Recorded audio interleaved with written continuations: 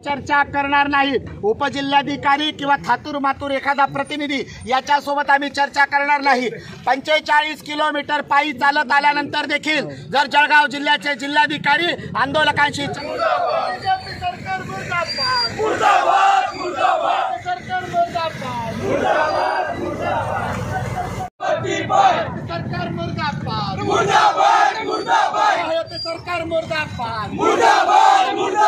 चर्चा करणार नाही। उपजिल्हाधिकारी किंवा थातूर मातूर एखादा प्रतिनिधी याच्यासोबत आम्ही चर्चा करणार नाही। 45 किलोमीटर पायी चालत आल्यानंतर देखील जर जळगाव जिल्ह्याचे जिल्हाधिकारी आंदोलकांशी चर्चा करायला येत नसतील, समाधान भाऊच्या पीडित कुटुंबाशी बोलायला येत नसतील, तर जळगाव जिल्ह्याच्या जिल्हाधिकाऱ्यांना नेमका दबाव कुणाचा आहे? कारण जळगाव जिल्ह्यातलं प्रशासन हे इथल्या आमदारांच्या आणि खासदारांच्या इशाऱ्यावर चालतं, हा आमचा खुल्ला आरोप आहे। आणि इथले आमदार खासदार हे जातीवादी आहेत, भारतीय जनता पार्टीचे आहेत आणि भारतीय जनता पार्टीच्या पदाधिकाऱ्यांना कार्यकर्त्यांना वाचवण्यासाठी जिल्ह्यामध्ये दलित, आदिवासी, भटके, विमुक्त, बौद्ध, मुसलमान यांच्यावर अन्यायाची एक साखळी सुरू केलेली आहे। त्याच्यामुळे या साखळीचा निषेध आम्ही करतो आणि जोपर्यंत न्याय मिळत नाही, जोपर्यंत FIR आणि ॲट्रॉसिटी रद्द होत नाही, तोपर्यंत आम्ही इथून उठत नाही। आंदोलनाची पार्श्वभूमी काय आहे? कशासाठी तुम्ही या ठिकाणी आंदोलन केलं आहे, सविस्तर सांगा। 19 तारखेला जळगाव जिल्ह्यातल्या जामनेर तालुक्यामध्ये जो की विद्यमान सरकारचे माजी आमदार गिरीशजी महाजन यांच्या मतदारसंघातला विद्यमान आमदार गिरीशजी महाजन यांच्या मतदारसंघातल्या गावामध्ये मोईखेडा दिगरमध्ये राहणाऱ्या समाधान मेढे यांची विष पाजून हत्या करण्यात आली। ही हत्या करणारी मंडळी ही भारतीय जनता पार्टीच्या पॅनलवर निवडून आलेल्या ग्रामपंचायत सदस्यांचे पती व स्वतः ग्रामपंचायत सदस्य आहेत। समाधान मेढे यांच्या पत्नी कल्पनाताई या स्वतः त्या ठिकाणी अनुसूचित जातीमधून ग्रामपंचायतीच्या ठिकाणी सरपंच पदावर होत्या, पण इतकं दुर्दैव की त्यांचे पती मेल्यानंतर दुसऱ्या दिवशी अपात्रतेचा ठराव त्यांच्या पाठीमागे घेऊन त्यांना निष्कासित करण्यात आलं। कल्पनाताई सरपंचपदी असताना त्यांचे पती मयत समाधान भाऊ यांनी ग्रामपंचायतीमध्ये होणारी अफरातफरी आणि ही 4 लोक गायरानाच्या क्षेत्रामध्ये असलेली लाकडं तोडत होती आणि ग्रामपंचायतीमधल्या पैशांचा फेरफार करत होती। या संदर्भामध्ये कल्पनाताईंच्या नावे अर्थातच सरपंचांच्या नावे तिथे असणाऱ्या गटविकास अधिकाऱ्यांकडे चौकशीसाठी पत्र दिलं। या चौकशीने या सगळ्यांचं पितळ उघडं पडणार होतं आणि हे उघडं पडणारं पितळ जे आहे ते आम्हाला कुठेतरी त्रासदायक ठरेल या हिशोबाने या लोकांनी मनामध्ये एक आकस धरून समाधान भाऊंना 19 तारखेला घरातून गोड बोलून बोलावून नेलं आणि बोलावून नेल्यानंतर अवघ्या अर्ध्या तासाच्या अंतरावर समाधान भाऊ घरी परत आले आणि समाधान भाऊ घराजवळ येऊन ज्यावेळी गाडीवरून पडले त्यांनी त्यांच्या पत्नीला हाक मारली आणि बोलावलं। त्यावेळी त्यांच्या तोंडातून फेस येत होता। त्यांनी आपल्या पत्नीला सांगितलं की कल्पना, माझ्यासोबत दगाफटका झालेला आहे, मला या लोकांनी गोड बोलून बोलावलं, शेतात नेलं आणि यांनी मला विष पाजलेलं आहे। त्यावेळी तिथून त्यांना कल्पनाताईंनी आजूबाजूच्या लोकांना बोलावून हाक मारले, आरडाओरड केली। आजूबाजूच्या लोकांनी माणुसकीच्या नात्याने त्यांना उचललं आणि जळगाव जिल्हा रुग्णालयामध्ये दाखल केलं। जळगाव जिल्हा रुग्णालयामध्ये त्यांच्यावर उपचार चालू असताना ते मृत्युमुखी पडलेले आहेत।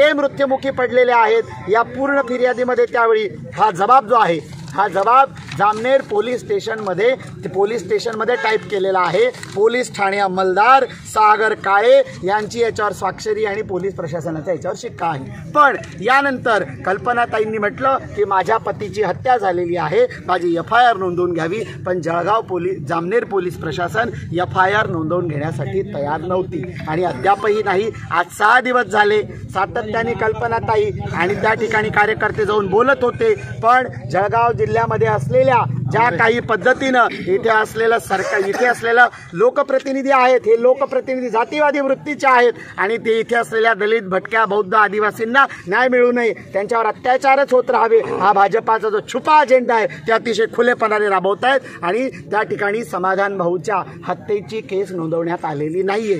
आणि आम्ही आज आंदोलनाचा पवित्रा घेऊन 3 तास पोलीस प्रशासनाशी संवाद केला।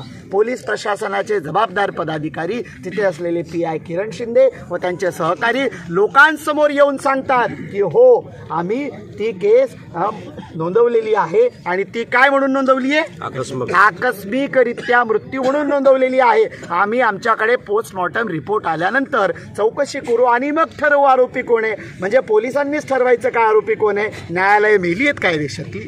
न्याय व्यवस्थेचं काम जर पोलीस प्रशासन करत असेल तर आम्ही ते धकवून घेणार नाही.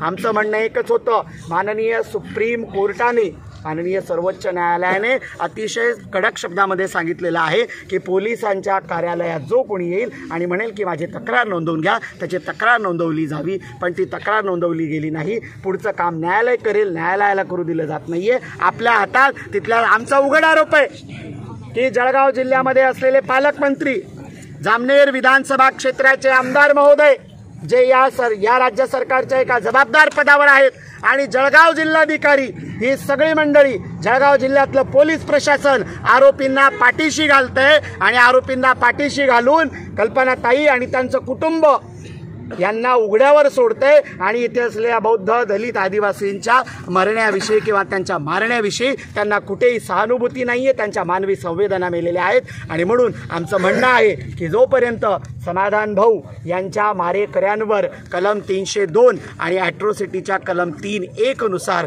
गुन्हा दाखल होत नाही तोपर्यंत आम्ही इथून उठणार नाही. आणि आता त्यासोबत ज्या पोलीस अधिकाऱ्यांनी हे सगळं करण्यासाठी दिरंगाई केलेली आहे त्यांना देखील निलंबित केलं जात नाही तोपर्यंत आमचं आंदोलन मागे हटणार नाही. आता तुमची भूमिका काय? तुमची आता तुम्ही रात्री आंदोलन म्हणजे जिल्हाधिकारी कार्यालयावर आहेत, रात्री 12 वाजत आहेत, साधारण तुमची आता मागणी काय असेल? अहो, जळगाव जिल्ह्यातल्या प्रशासनाची मानवी संवेदनाच मेली आहे. दुपारी 2 वाजेपासून आम्ही कल्पनाताई ज्यांचे पती जाऊन अवघे 5 दिवस झालेले आहेत, त्यांची 2 चिलीपिली मुलं, त्यांचे ज्येष्ठ वडील, त्यांच्या आई, अख्ख्या कुटुंबासहित 500 ते 600 लोक एक मानवीयता या नात्याने येत आहेत. तर जिल्हाधिकाऱ्यांना हे देखील वाटलं नाही की रस्त्यात थांबून संवाद करावा. जळगाव जिल्ह्याच्या एसपींना असं वाटलं नाही की आंदोलक निघालेले आहेत. तर आम्ही तुमच्यापर्यंत पोहोचतो. जळगाव जिल्ह्याचं पूर्ण प्रशासन हे इथल्या लोकप्रतिनिधींच्या ताब्यात गेले आणि इथले लोकप्रतिनिधी खुलेआम जातीवाद करतायत. आमचं म्हणणं आहे की जोपर्यंत समाधान भाऊच्या मारेकऱ्यांवर यांची नावं देखील मी तुम्हाला सांगू शकते, गबा शेख, अतुल काळे, जनार्दन करपे आणि उमेश